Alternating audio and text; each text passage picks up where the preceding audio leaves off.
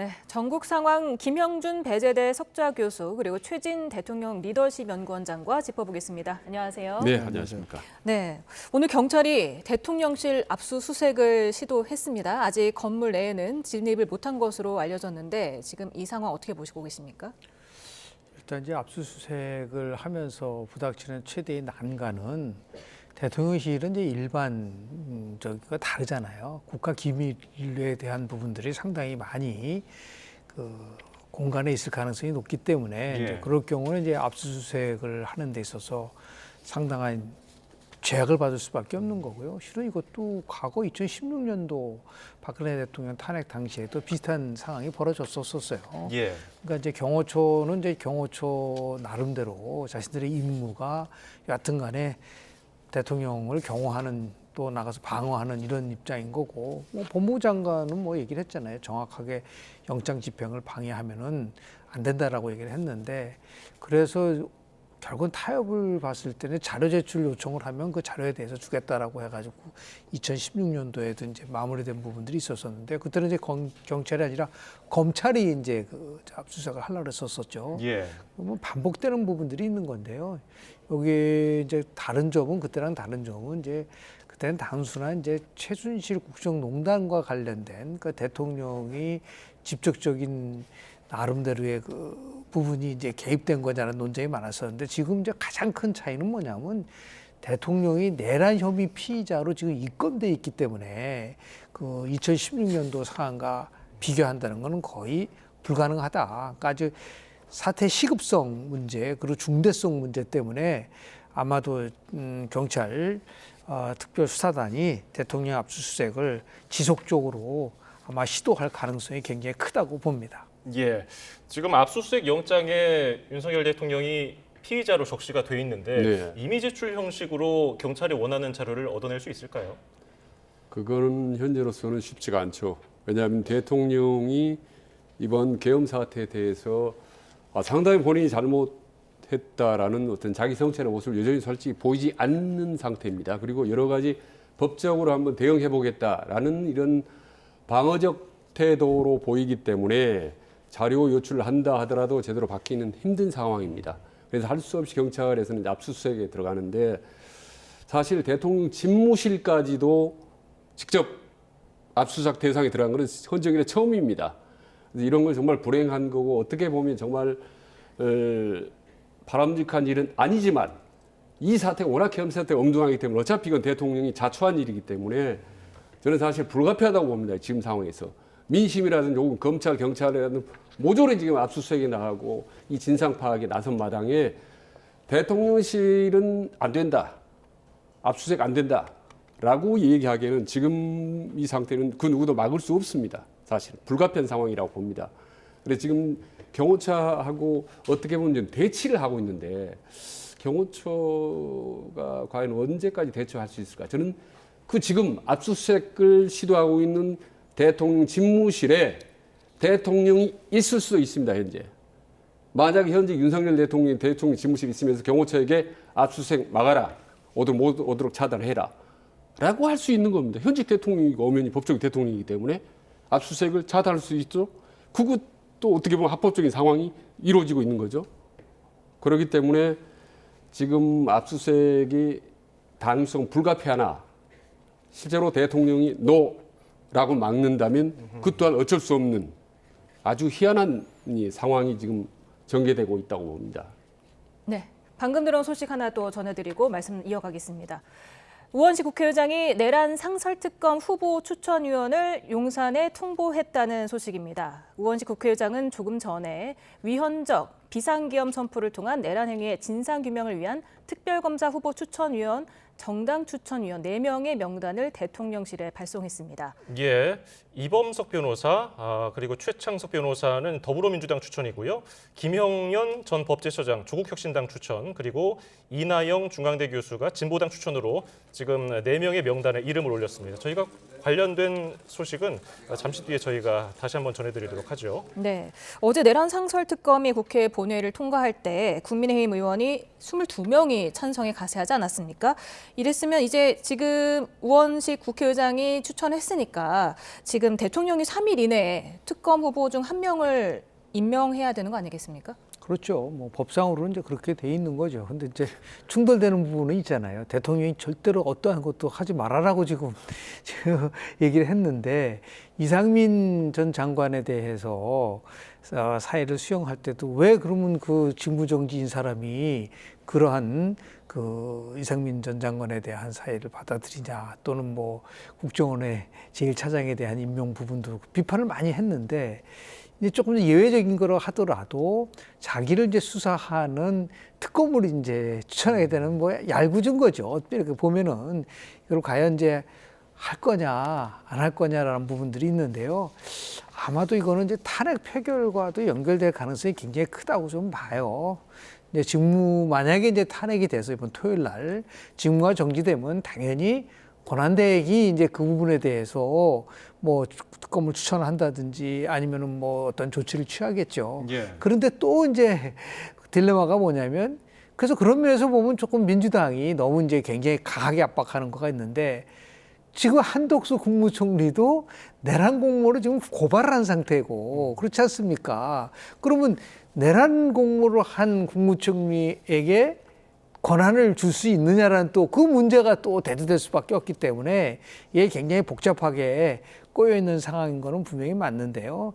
뭐 여하튼 대통령도 이 뭐 국회 의견을 존중을 한다든지 하면은 뭐 계속해서 특검 후보를 과연 거부할 수 있을까? 뭐 용단을 내려야겠죠. 예, 명단 4명의 면면을 보면은 민주당이 2명, 조국혁신당 1명, 진보당 1명 이렇게 야당에서 4명을 추천했는데 대통령이 그거를 뭐 제2요구권을 행사할 권한은 없지만은 그 임명을 안 하면 어떻게 됩니까 이거?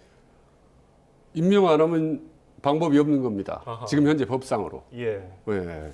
그렇다고 해서 지금 워낙 여론이라든지 외부 상황이 좋지 않은 상태에서 임명을 안 할 수도 없고, 저는 오늘 현재까지도 고민할 수 있다고 봐요. 대통령이 이걸 해야 될지 말아야 될지 마지막까지. 일단은 후보 추천 위원이긴 합니다 아직은. 예. 네, 예. 근데 이거를 만약에 임명을 하게 되면 아까 말씀한 대로 본인이 어떤 대통령 직무를 수행하는 거기 때문에 예. 또 할 수도 없는 거. 예. 그렇다고 또 안 하면 어떻게 이 상설 특검을 안 하느냐, 대통령이 버틴다라고 이런 비판을 받을 수 있거든요. 그래서 참 대통령은 자기 목에 칼을 들이대는 상설 특검을 이걸 임명을 해야 되느냐 말아야 되느냐라는, 그야말로 아까 말씀드린 아주 매우 얄궂은 이 상황에 직면해 있다고 봅니다. 그런데 이후 최근 들어 며칠 동안 상황을 보면요, 여야 보면 앞뒤가 좀 모순되거나 아주 희한하거나 워낙 처음 겪는 초유의 상황들이 많이 일어나고 있기 때문에 참 판단하기, 대통령 본인도 그렇고 그리고 저희들도 판단하고 평가를 하기가 아주 어려운 난해한 상황들이 계속 매일같이 지금 반복되고 있다고 봅니다. 예. 네. 그런데 내일은 또 내란죄 일반 특검이라 네. 또 김건희 여사 특검이 본회의를 통과할 가능성이 높지 않습니까? 네. 여기에 대해서는 그렇다고 뭐 내가 지금 직무 수행을 할 수 없으니 상설 특검에는 임명을 안 하고 김건희 여사 특검법은 또 가만히 있을 수도 없는 거 아니겠습니까? 어떻게 해야 되나요? 그러니까 민주당 입장에서는 상설 특검은 대통령이 아마 임명 안 할 상황까지 염두에 두고 일반 특검으로 밀어붙이는 건데, 일반 특검은 사실 과반수로 통과하기 때문에 사실 통과될 가능성이 높습니다. 그럼 일반 특검이 이제 가결이 되면 아시다시피 검사들이 무려 40여 명이 투입이 되거든요. 예. 그리고 법적으로도 한 6개월 이상 만약에 합의가 되면 무기한으로 할 수 있기 때문에 대통령으로서는 대단히 이제 버거운 상황이 오게 되는 거죠. 그래서 결론적으로는 일반 특검이 이 선임이 돼서 특검 전국으로 갈 가능성이 높고 매우 그 가능성이 높다고 봅니다. 상설 특검보다 규모도 크고 기간도 긴 일반 특검, 대통령이 이거는 뭐 제2 요구를 할까요? 아니면은 받아들일까요? 지금 이제 상설 특검 같은 경우는 3일 이내에 대통령이 이제 그 하게끔 돼 있는데, 안 했을 때 어떻게 될 것이라는 규정이 명쾌하지 않잖아요. 예를 들어서 대통령이 안 하면 뭐 국회의장이 임명한다, 그런 상황이 없단 말이에요. 그러니까 예. 계속해서. 근데 아마도 이제 제가 볼 때 이번 토요일 날 2차 탄핵 소추안 표결이 어떻게 나올지는 모르겠으나 지금 벌써 5명이 탄핵에 찬성하는 거로 돼 있는데, 여기서 만약에 이제 탄핵 소추안이 가결이 되면은 이제 모든 거는 이제 직무정지가 자연적이 되는 거고, 그걸 이제 권한대행이 맡아서 지금 우리가 얘기하는 이 문제와 관련돼서 하나씩 다 처리하겠죠. 뭐 큰 부분은 이제 어느 정도 해결될 수 있을 거라고 보는데, 만약에 또 부결됐을 경우에 어떤 식으로 이 문제를 이제 풀어나갈 것이냐라고 하는 그런 문제 고도의 이제 정치적인 이제 판단을 할 수밖에 없는 상황이겠죠. 그리고 또 지난 2016년도를 보면은 국정조사도 있었고, 그다음에 박영수 특검을 통해 가지고서 상당히 많은 부분에 대해서 수사를 했었고, 그때 이제 지금 이제 윤석열 대통령도 박영수 특검에 참여해서 수사를 하지 않았습니까? 그러니까 수수는 아마도 제가 볼 때는 뭐 특검으로 가는 방법밖에 없을 거다. 또 하나는 지금 조금 전에 보면 뭐 국조본에서 공조수사본부를 만들었다고 하더라도 좀 뭐 경찰, 검찰, 공수처가 각각 독자적으로 운영이 됐을 때 오는 혼돈이 있을 수 있거든요. 예. 그러니까 지금 법원에서조차도 영장을 기각하면서 빨리 이거를 나름대로 조율하라고 하니까, 이제 특검이 이제 만약에 통과가 됐죠. 지금 이제 임명이 되면은 모든 건 아마 이제 특검 쪽으로 다 수렴을 할 수밖에 없는 부분들이 있기 때문에, 또 탄핵이 되더라도 특검은 계속 지속되는 거니까, 아까 우리 앵커가 얘기한 식으로 만약에 안 하면 어떻게 됩니까? 했을 때 이제 박찬대 그 원내대표는 뭐랬냐면, 그건 탄핵 사유에 들어간다. 그렇게 이제 얘기를 했는데요.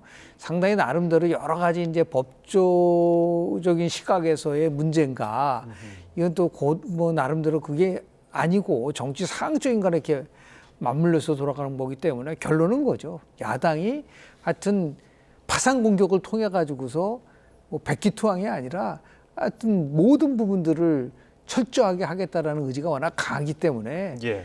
현 상황 속에서는 윤석열 대통령이 버티기가 쉽지 않을 거다라고 봅니다. 네.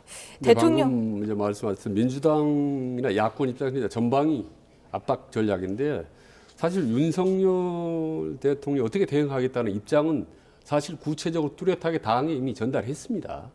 본인은 자진 사퇴는 일단 하지 않겠다. 특히 당 국민의힘의 국정안정 TF에서 제시한 뭐 내년 2월, 3월 뭐 조기 하야는 뭐 그건 뭐 불가하다. 어차피 탄핵 감수하겠다. 그래서 이미 지금 담당할 수 있는 변호사들이 물색하고 있는 거 아니겠습니까? 그래서 탄핵을 당해서 차라리 그럼 헌재에서 법정 투쟁을 하겠다라는 입장을 확실히 당이 이제 전달을 한 겁니다, 사실상. 그래서 탄핵에서 헌재로 넘어가면 어떻게 보면 최장기 6개월 정도를 시간을 벌 수 있고, 그리고 잘만 하면 또 탄핵이 기각될 수도 있다라고 윤석열 쪽에서는 믿고 있기 때문에, 사실상 14일 탄핵 가결의 핵심 변수라고 봅니다. 이미 언론에 보면 윤상현이나 권성동이라도 보면 탄핵 감수하고 하야 불가론을 펴고 있는 거거든요. 그러니까 윤석열 대통령 본인이 뭐 하야 없고 탄핵 시 헌재에서 한판 법정 투쟁하겠다라는 입장을 어떻게 보면 공개적으로 밝힌 거기 때문에, 앞으로 이후 상황을 어떻게 보면 뭐 좀 더 좀 뚜렷해졌다고 봅니다. 네. 말씀하신 대통령 2차 탄핵안 표결이 이번 주 토요일 14일 오후 5시로 표결 시간이 정해졌습니다. 네. 지난번에 아까 말씀하셨듯이 국민의힘에서 5명이 지금 이탈 조짐을 보이고 있잖아요. 탄핵 찬석 쪽으로. 이제 3명만 더 이탈을 하면 탄핵안이 가결됩니다. 가결될 가능성이 얼마나 높다고 보십니까? 탄핵 이 열차가 속도를 낼 수밖에 없다. 두 가지 이유인데요. 하나는 아마도 이제 내일 원내대표가 새로 선출되지 않습니까? 예.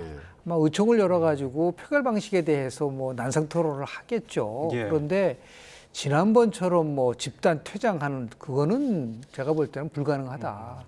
그래서 만약 집단 퇴장을 하게 되면은 뭐 지난 1차 때도 새 의원이 참여하지 않았습니까? 그래서 결국은 자유투표로 갈 수밖에 저는 없다고 좀 보고요. 그 자유투표로 가게 되면은 지난번 상설특검에서도 뭐 22명이 그 상설특검에 찬성한 거와 마찬가지로, 두 번째는 이제 가장 핵심은 뭐냐면 조경태 의원도 뭐 처음부터 그런 얘기를 했었지만은 이 조기 퇴진에 대한 로드맵이 나오지 않으면 자기는 1차 때는 반대를 하지만 2차 때는 찬성할 수밖에 없다고 얘기를 하고 있고 지금 이제 김재섭 지금 이제 의원도 다 똑같은 거거든요.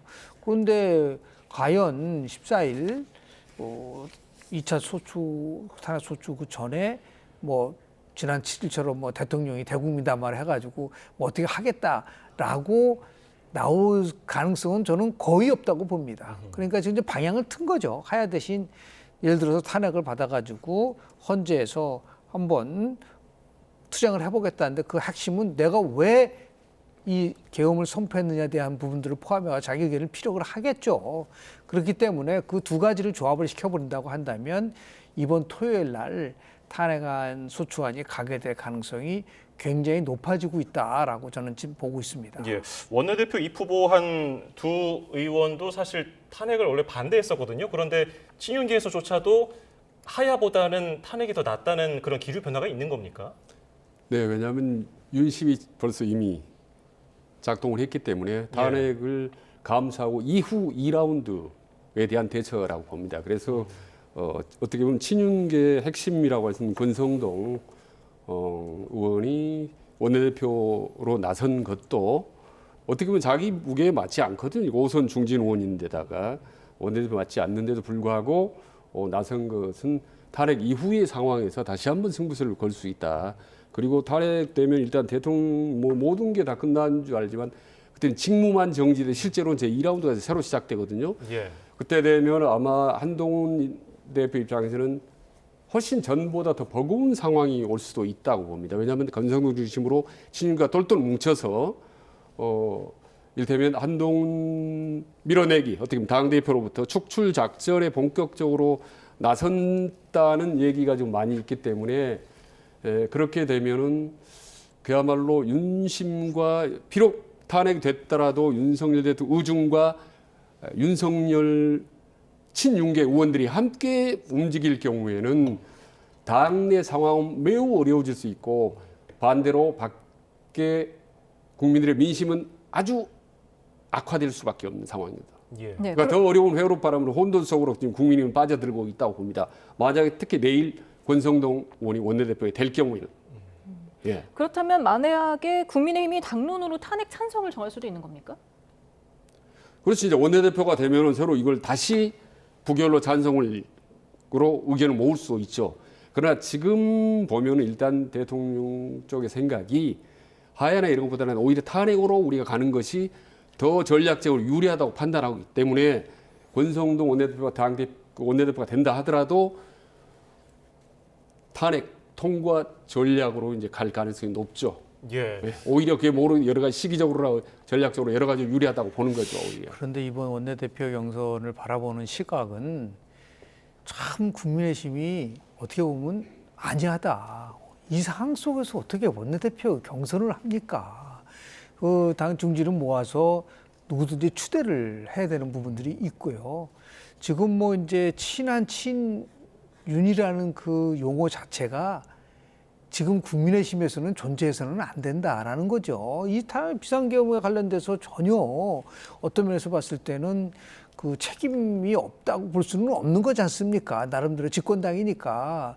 그래서 지난 2016년도에는 친박이었었던 이정현 의원이 당 대표였지만 뭐 그렇다고 이정현 당시 대표가 어떤 직접적으로 연관 없지만 딱 탄핵이 되니까 바로 그냥 탈당을 했어요. 예. 사퇴를 하고. 이제 그만큼 이제 이게 어떤 한쪽의 흐름보다는 당시에 왜 그렇게 했냐면 이제 집권당에 대한 나름대로의 내가 책임감이란 것 때문에 그런 건데 모르겠어요. 저는 이제 2차 탄핵 표결을 앞두고 내일 막판까지 정말 이게 경선을 할지 할 수 있을까라는 그런 생각이 좀 들거든요. 그쪽으로 뭐 누군가가 뭐 사퇴할 수도 있는 부분들도 있는 거고.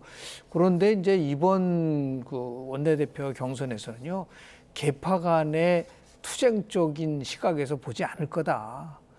그러니까 이게 만약에 탄핵이 됐을 때 어떻게든 간에 국민의힘이라는 이 당이 위기를 어떻게 극복할 거냐에 대한 생각을 가지고 의원들이 투표에 임하는 것이지 어떤 계파적 시각에서 저는 투표할 거라고 보지는 않거든요. 그래서 더욱더 이 부분이 왜 중요하냐. 그런 의미에서 봤을 때 왜 이런 식으로 경선을 치르는지에 대해서 아마 많은 사람들이 의아하게 생각하고 그러다 보니까 자꾸만 지금 원장님 말씀하신 것처럼 이것도 혹시 윤석열 대통령이 뒤에서 이 탄핵이 됐을 때 이유를 겨냥하는 게 아니냐라고 하는 그런 또 비판이 나오잖아요.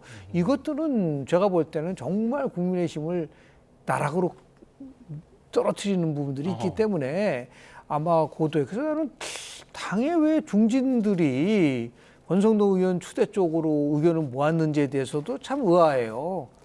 그렇지 않습니까? 저도 그 그냥 부분이 그런 부분에 대해서는 뭐 본인들이 실제로 투표를 해서 결정을 하면 되는 것이지 이 상황을 어느 한쪽으로 몰고 가려고 한다 그러면 당장 이제 음모론이 나오는 거예요. 예. 그러니까 결국은 그러면 어떻게 또 몰리게 되냐면 윤석열 대통령의 쉽게 표현해서 의중이 작동됐다고 한다면 국민의힘은 결국은 내란에 같이 동조하는 정당이다라고 하는 그런 또 이제 프레임 속에서 빠져들 가능성이 높기 때문에 저는 그 지금 국민의힘에서 일어나고 있는 여러 가지를 이제 우리 외부적 관점에서 본다고 한다면 이해하기 어려운 부분들이 참 많고 그리고 참 어떻게 보면은 국민들을 바라보는 시각이 아닌 것 같다. 그러니까 전략만 있지 책임이라는 게 없다. 그러니까 모든 걸 자기 전략적 측면에서만 보는 거예요. 근데 지금은 전략의 문제가 아니라니까요. 책임의 문제를 통해서 국민들의 지지를 받을 수 있는 그러한 생각을 해줘야 되는데 그런 면에서는 상당히 아쉬운 부분이 많다라는 말씀 좀 드립니다. 저도 이제 굉장히 중요한 포인트인데요. 저도 강성 친윤계가 원내대표가 되는 시나리오 위험성, 우려를 사실 이 YTN 방송 여러 차례 걱정을 했는데 그 현실화 됐거든요. 근데 만약에 권성동 의원이 친윤계 핵심이 원내대표가 될 경우에 아마 이런 전략을 쓰지 않을까라는 네 가지 시나리오가 이미 이제 언론계라는 일부에 좀 퍼지고 있는데 우선은 지금 국민의힘에서 선출직 최고위원 중에 4명만 자진 사퇴를 하면 한동훈 대표 체제는 무너집니다. 근데 현재 3대2 구도거든요. 그래서 권성동 원내대표가 되면은 설득을 시켜서 압박을 시켜서 자진 사퇴하게 하면 최고위원들이 되면 사실상 한동훈 체제가 무너져 버립니다.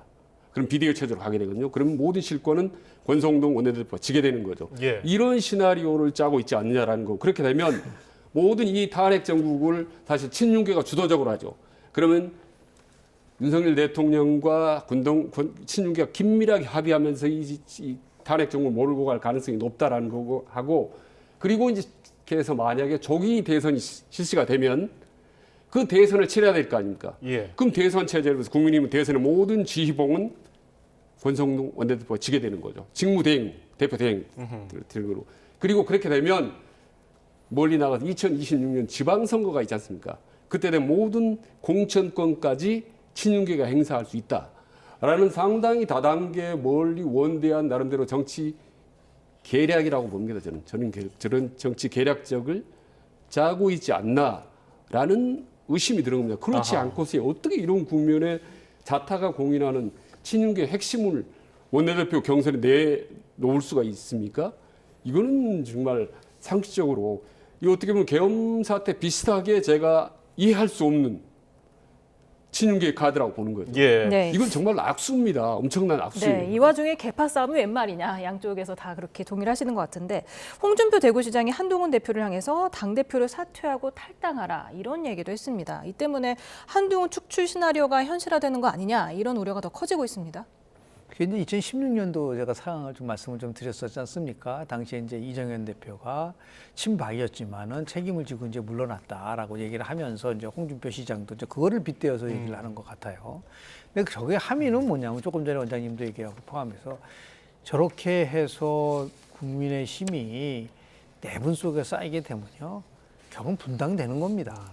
정치라는 거는. 그래서 그 당시에 탄핵에 찬성했었던 김무성, 유승민 의원 등 포함해서 탄핵에 무려 62명이 찬성표를 던졌어요. 당시에. 그러니까 굉장히 많이 찬성을 한 거잖아요. 그래서 결국 이제 당이 쪼개지게 된 거고, 그러고 나서 이제 뭐 다음 치러진 선거에서 홍준표 시장 후보가 겨우 24%를 얻는데 그쳤거든요.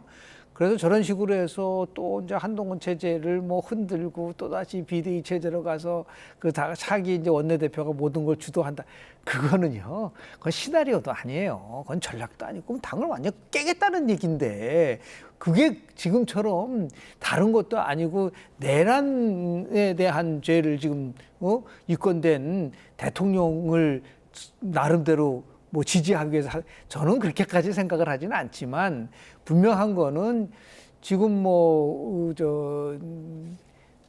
그런 표현을 했더라고요.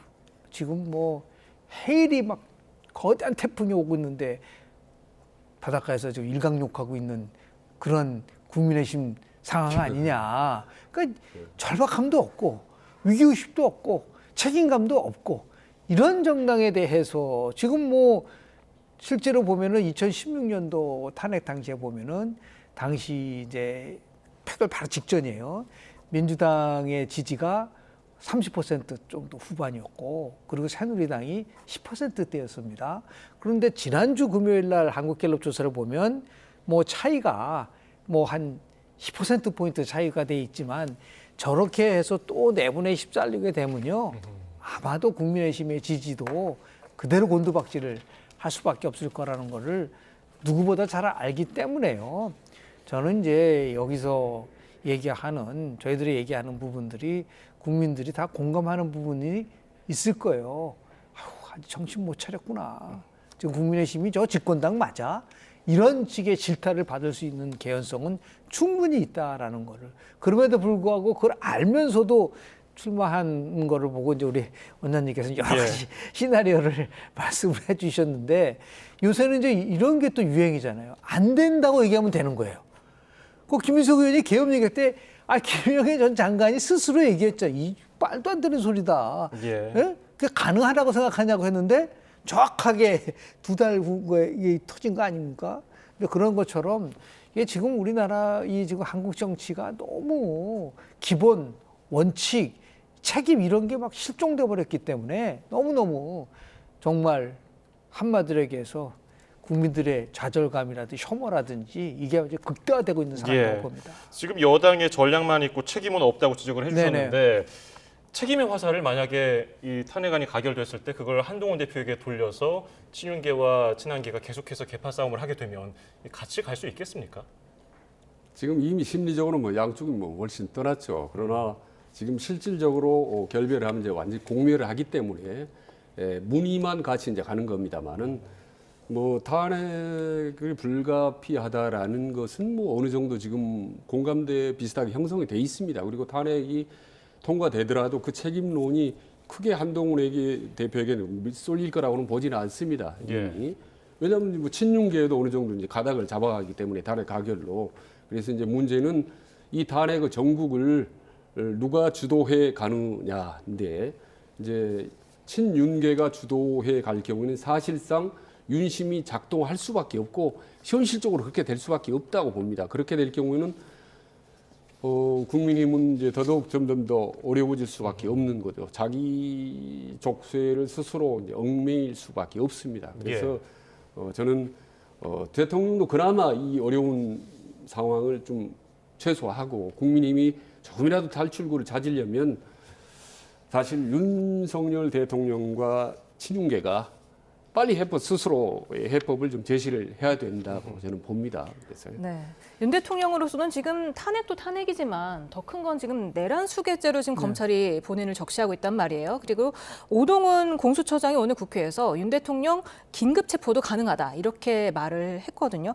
사실 내란 수괴죄는 최고 사형 아니면 무기징역 아니면 무기금고까지 해도 가능한 거잖아요. 그렇죠. 뭐 최종적인 판단은 어차피 쪽에 이제 법원에서 이제 판단을 하는 거기 때문에 다만 이제 검찰도 이제 그 부분에 대해서 김영현 전 장관을 의 영장 할 때 그 직시돼 있잖아요. 그러니까 경우 김영현 장관과 동모해서 내란을 했고 내란 수괴라고 하는 부분 속에서 그 영장에 적시돼 있기 때문에 아마 공수처도 마찬가지고 경찰도 마찬가지일 거예요.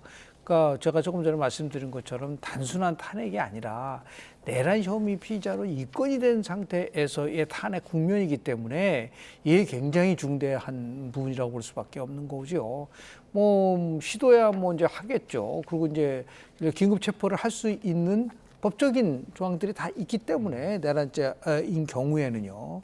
그래서 뭐 이제 그걸 두고 얼마만큼 이제 그 법리 논쟁이 이제 벌어질 것인가라는 부분들 또 실은 이제 내란과 관련돼서는 두 가지예요. 하나는 국토를 참탈했느냐. 그러니까 영토의 일부분을 점령을 해서 그 부분 속에서 현재에 있는 정부와 대립하는 거라든지 이런 부분들, 폭동이라 이런 게 있었느냐는 부분 하나하고 두 번째가 이제 국헌문란인 거거든요.